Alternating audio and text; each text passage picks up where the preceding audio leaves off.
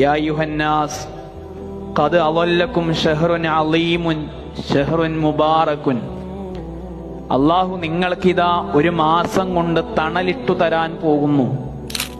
അല്ലാഹു നിങ്ങൾക്കിതാ ഒരു മാസം കൊണ്ട് അനുഗ്രഹിച്ചിരിക്കുന്നു. ഓരോ സെക്കൻഡിലും പുണ്യമുള്ള മുബാറക്കായ അനുഗ്രഹീതമായ അളീമായ മഹത്തരമായ ഒരു മാസം അല്ലാഹു നിങ്ങൾക്ക് സമ്മാനിക്കുവാൻ പോകുന്നു. എന്തിനാണ് റമളാൻ എന്ന ചോദ്യങ്ങൾക്ക് വലിയ അവസരമാണ് എന്ന ഉത്തരം നമ്മുടെ മുമ്പിൽ ഉണ്ടാകണം.